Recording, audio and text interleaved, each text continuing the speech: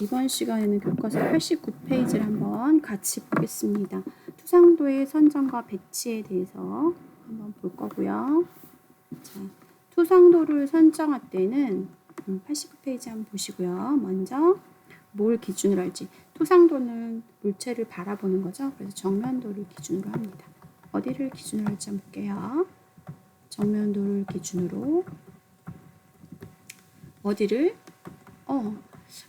이 물체의 모양이 무엇인지 충분히 모양을 충분히 나타낼 수 있게 필요한 투상도를 선정합니다. 자, 아까 선생님이 투상도를 그리면 6개의 면에서 볼 수 있다고 했어. 정면, 좌측면, 우측면, 좌측면, 평면, 배면, 저면. 그쵸? 6개인데 우리가 매번 그릴 때마다 6개를 모두 다 그리면 굉장히 귀찮겠죠. 그래서 모양을 충분히 나타낼 수 있는 걸로 투상도를 선정해서 그리면 좀 쉽게 그릴 수가 있어요.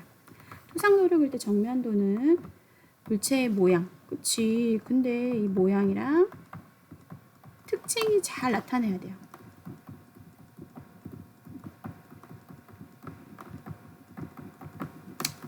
자, 선생님이 지금 같이 필기하고 있으니까 여러분이 같이 필기하면서 천천히 하시면 돼요. 투상도를 그렸어. 물체의 모양을 충분히 나타낼 수 있는 걸 선택하는 것도 중요하고, 정면도는 그 물체의 모양을 잘 선택할 수 있는 걸로 하는 것도 중요합니다. 왜냐하면 어떤 모양을 바라봤을 때 정면도가 그 모양을 잘 나타내지 않는다고 하면 이게 무엇이지? 이렇게 추측한다고 하는데 제도 선생님이 얘기했어요. 추측하는 게 아니라 계산하는 게 아니라 보고 무엇인가 그려낼 수 있고 만들어낼 수 있어야 된다고 말씀드렸어요. 이렇게 비행기나 자동차 이런 거 앞에서 본다고 생각해 보세요. 앞에서 보면 왠지 바퀴 모양 요렇게 와이퍼 요렇게 선생님 차 정말 잘 그리죠. 자, 이렇게 백미러 이렇게 나타낼 텐데 이렇게 하면 차 모양을 잘 볼 수가 없어요. 그래서 이런 거는 측면 이런 물체를 정면도로 선정하기도 해요. 이해되시죠? 좀 이렇게 조사가 안 맞는 거는 여러분이 조금 이해해 주세요. 자, 그 다음에 정면도를 기준으로 물체의 모양을 충분하게 나타낼 수 있을 만큼의 투상도를 선정하는데 자, 가능한 모양. 많이 그리면 좋아 안 좋아? 그치, 사람은 귀찮은 게 다 싫어. 그리고 재료를 많이 차지하는 것도 그렇고 공간을 많이 차지하는 것도 그래요. 그래서 가장 효율적으로 나타나는 것이 가장 중요합니다. 이해되시죠? 이해 안 되시는 분은 선생님이 많이 투상도를 그리게 할게요. 그러면 괜찮겠죠? 자, 투상도를 선정할 때는 가장 좋은 게 우리가 숨은 선을 많이 그리면 느낌이 어떻겠어? 안 보이는 걸 막 상상해야 되겠죠? 그래서 가능한 숨은 선이 적은 투상도로 시행을 합니다. 이해되시죠?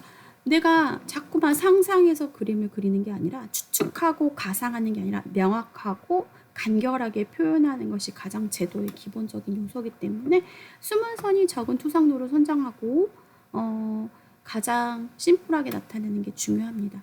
우리가 실질적으로 사용할 때는 정면도를 기본으로 사용하셔야 되고요. 정면도 다음에는 아까 선생님이 많이 그린 거 보였죠? 저면도, 밑에 바닥보다는 위에 있는 평면도를, 좌측면도보다는 우측면도를. 물체의 특징이 좌측면도나 저면도가 더 나타내기 쉽다고 하면 나타나셔도 돼요. 그런데 만약에 이것과 이것 둘 중 안에 비슷하다라고 하면 이 둘 중 안에 하나를 선택할 때는 저면도보다는 평면도를, 좌측면도보다는 우측면도를 선택하셔서 하시면 됩니다. 원기둥이나 각주 같이 얇은 원기둥 모양 아시죠? 원기둥 오케이 이렇게 생겼어요. 이런 모양이나 얇은 판, 아주 얇은 판 같은 경우에는 다 그릴 필요가 없어서 단면 모양이 똑같은 영상. 자, 생각해보세요. 선생님 롤케이크를 잘라도 똑같은 모양이 나올 수 있죠. 이럴 때는 자, 아유 잠깐만 뭉개지네요. 미안. 치수 보조 기호를 사용해서 자, 치수 보조 기호를 사용해서 우리 이거 어디서 배웠지? 아, 치수 보조 기호예요. 치수 보조 기호. 자, 우리 이런 거 배웠지? 자, 요렇게 이런 거는 뭐 어떻게 그랬지? 5 4각 뭐 3 이렇게 한 다음에 t는 뭐 3 뭐 이런 식으로 했던 거 기억나시죠? 선생님 이거 틀리게 썼지만 여러분 이해하실 거라고 생각해요. 자, 사용해서 일면도만이라도 그릴 수 있다라고 아시면 됩니다. 정면도 외에 추가 일면도, 그러니까 정면도 플러스 하나의 면이 더 필요할 때는 뭐야? 그럼 이면도로 그리면 되겠죠? 자, 물체에 따라서 그러니까 이제 결론을 내려봅시다. 삼면도로 그릴 때는 정면도, 그다음에 아까 뭐? 저면도보다는 그렇지 평면도, 좌측면도보다는 우측면도, 이렇게 세 개로 보통 기본적으로 그리는 것이 세팅이라고 생각하시면 됩니다. 자, 필기하실 분들은 잠깐 필기하시고요.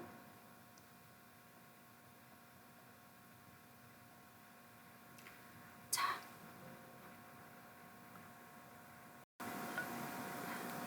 그렇다면 좋은 투상을 하기 위해서 지금 우리가 만들었던 그런 투상을 하기 위해서 배치를 한번 시켜볼게요. 물체를 가능한 한 어떻게 특징이 잘 나타내도록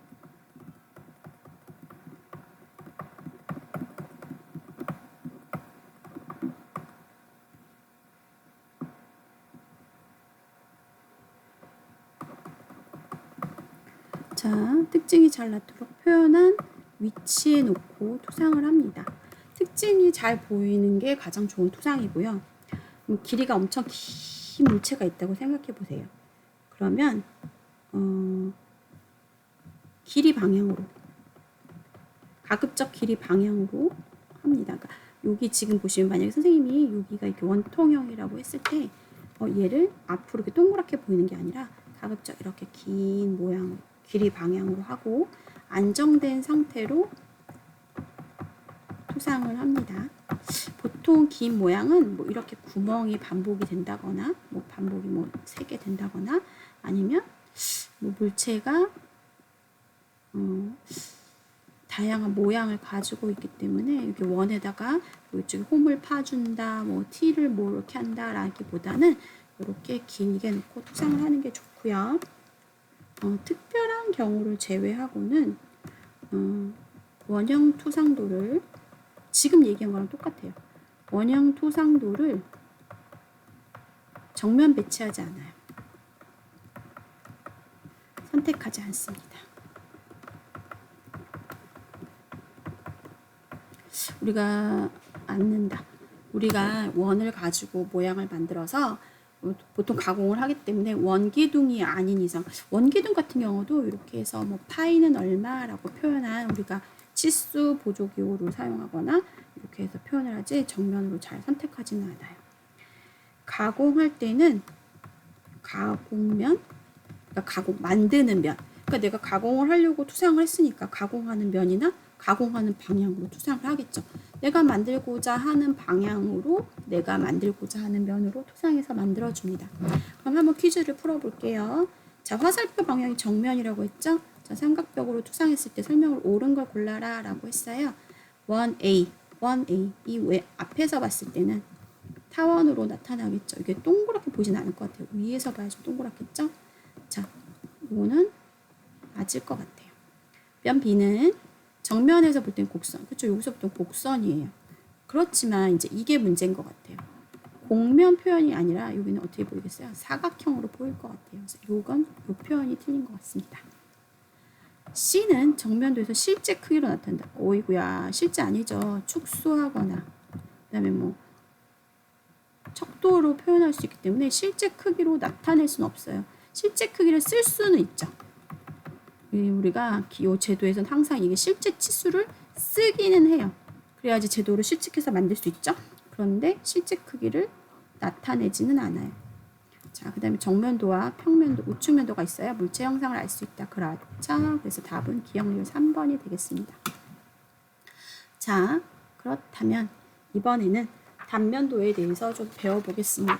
여러분이 오늘 온라인 수업이라서 선생님이 조금 이론을 정리하는 걸로 실습을 할 수 없잖아요. 그래서 가는데 여기는 반드시 시험 범위입니다. 여러분 공부 같이 하시고 준비하셨으면 좋겠고요.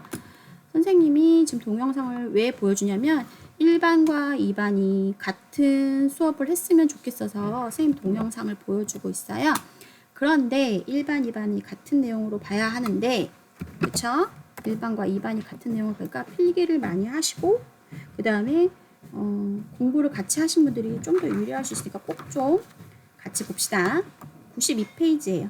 이 프린트물은 여러분이 지금 줌으로도 드렸지만 다음 주에 혹시 못 봐시거나 프린트가 없으신 분은 다음 주에 또 드릴게요. 자, 단면도의 표시 방법. 자, 단면도란 단면 뭐야? 잘라내는 겁니다. 면을 잘라내는 거예요. 물체에 보이지, 선생님 자꾸 이게 조금 하우링이 생겨서 잠깐만요. 좀 지우고 할게요. 물체에 보이지 않는 부분을 나타낼 경우에, 자, 물체에 보이지 않는 부분을 왜 나타낼까? 뭔가 강조하고 싶어서 나타낼 거예요. 그래서 숨은 선으로 표시를 하지만 뭐 보이지 않아. 우리 맨날 그렸던 거. 사각형에 어렸을 때 정육물체 뿅뿅뿅뿅뿅뿅뿅뿅 이런 식으로 그렸죠. 자, 이렇게 숨은 선으로 표를 하지만 이게 굉장히 중요한 무엇인가 있어. 그럴 때는 절단한 것으로 가정해서 잘라버리는 거지.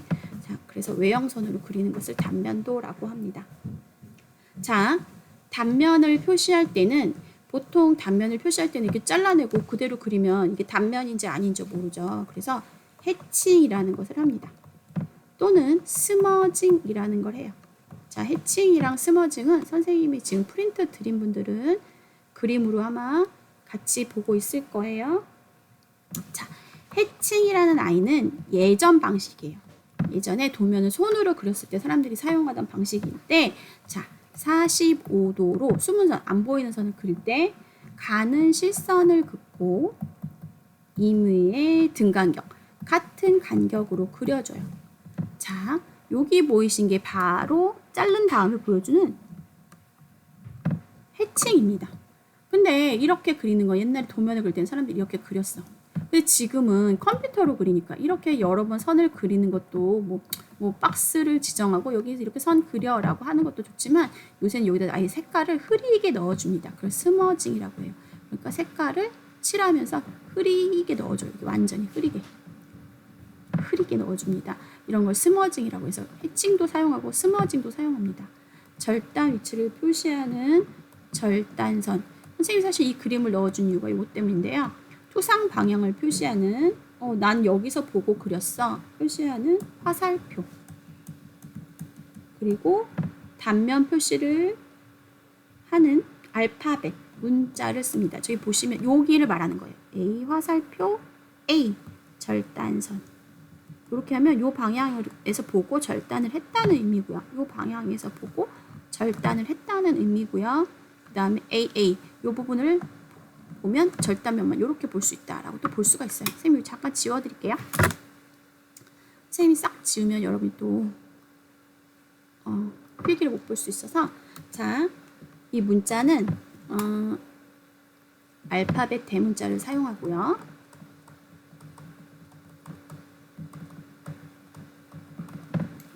문자로 표현합니다.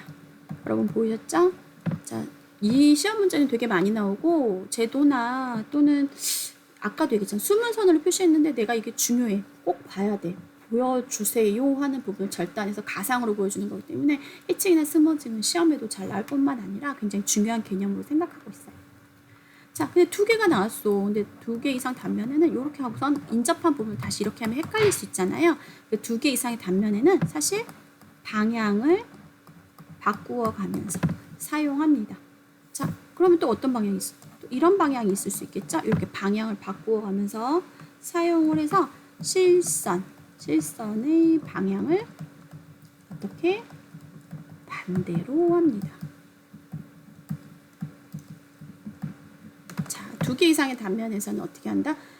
같은 것처럼 보일 수 없으니 방향을 반대로 하면서 바꿔줍니다. 그러면 이 자르는 방법도 되게 여러 가지가 있겠죠. 굉장히 많은데, 자, 이번 시간은 4개만 배우고 다음 시간에 좀 더 연장해서 배우겠습니다.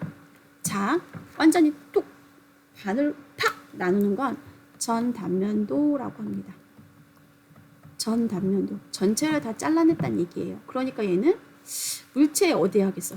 중심선을 기준으로, 우리가 사과 반을 쪼개듯이 중심선을 기준으로 전체를 두 개로 절단해서 그린 투상도예요. 다른 이름으로 온전한 단면도라고 해서 온단면도라고도 합니다.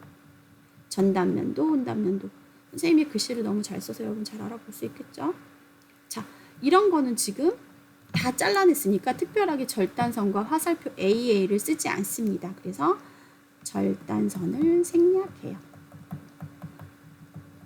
좀 빨간색이 부담스럽네요. 조금 바꿀게요. 자, 이번에는 완전 자른 거 사과가 있으면 완전히 반쪽으로 자른 경우 뭐 이렇게 되겠죠? 근데 이번에는 한쪽은 사과 모양으로 그대로 두고 한쪽만 씨앗을 보여주는 이런 부분처럼 보여주는 한쪽 단면도라고 합니다. 이거는 반반 구별할 때 좀 많이 써요. 자, 얘는 상하, 이거 교과서에는 없는데요. 좀 이해하고 갈게요. 상하 또는 좌우가 똑같은 경우예요. 상하 또는 좌우가 대칭이라 내부에 있는 거 하나 보여주고 외부에 있는 거 하나 보여줄 때 많이 쓰는 단면도입니다. 상하 좌우가 대칭인 물체에 얼마만 절단하겠어? 를 아까는 반으로 했으니까 2분의 1이죠. 이번엔 4분의 1로 절단합니다. 자, 한쪽 단면도는 상하 좌우 대칭인 물체를 4분의 1만 절단하는 거예요. 그래서 내부도 보여주고 외부도 보여주는 그런 식입니다. 자, 그래서 반은 뭐야? 외형. 반은 뭐야? 내부. 근데 여기는 내부, 단면 이렇게 쓸게요. 외형을 그린 부분에 수문선을 그리지 않습니다. 지금 선생님이랑 똑같은 얘기하고 있어요. 절단선은 생략한다. 외형을 그린 부분은 수문선은 안 보인다. 왜냐하면 지금 외형선 부분을 내는 외형을 보여주고 싶은 거고 절단한 부분은 부분을 다 보여줬기 때문에 수문선을 따로 표시하지 않아요. 얘랑은 똑같다라는 걸 보여주는 거죠. 이해가 되시죠? 그러니까 여기는 아까는 꼭 씨가 있는 것처럼 이렇게 보여줬지만 이걸 그리지 않아도 얘 내부는 사과 속에 씨가 있구나 라고 상상할 수 있는 부분이 되는 거야. 그래서 얘는 수문선을 그리지 않습니다. 이해되시죠? 자, 그리고 세 번째는 부분 단면도예요. 이번에는 뭐 좌우 대칭이거나 뭐 완전 자르는 게 아니라 그 물체의 단면을 부분만 절단해요.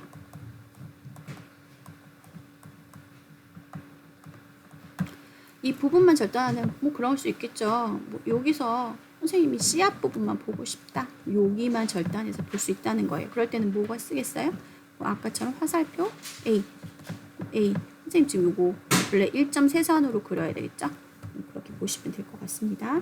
그리고 여기는 일부만 잘랐기 때문에 여기는 수문선이라든지 외형선이라든지 뭐 생략하지 않고요. 여기는 내가 잘랐어 라는 걸 명확하게 표시해 줘야 돼서 여기가 중요합니다. 요렇게 해줘야 돼요. 이 부분이 자른 부분이야. 파단선으로 나타냅니다. 우리 이거 이렇게 그렸던 선 기억나시죠? 파단선으로 그렸던 거 또는 물결무늬로 이렇게 막 그렸던 거 기억하실 거예요. 그러니까 일정한 선이 아니라 여기는 자극을 받아서 잘린 부분이라는 걸 나타내 줍니다. 자, 네 번째, 이번 수업에는 좀 마지막 부분, 중요한 걸 지웠네요. 자, 이번 시간에 가장 마지막, 여기는 수문선이고 파단선이었죠? 이번 시간의 마지막 부분, 계단 단면도예요. 하지만 아직 단면도가 많이 남아 있어요. 그런데 이런 거 시험 문제 잘 나오겠죠. 그런데 선생님이 4가지는 중요해서 먼저 하고요. 다음 시간에 것도 할게요. 자, 계단 단면도는 조금 길어요. 절단면이 투상면에 계단이니까 단차가 존재하겠죠. 위하고 아래. 그러니까 얘는 자, 여기 조금 지우고 할게요. 검은색으로. 동일선상에, 그러니까 동일선상 계단이니까 위치하지 않아요. 위치하지 않거나 당연하죠. 계단 모양이니까 동일선상에 있을 수 없어요. 그리고 또 하나 단면을 표시하여 명확히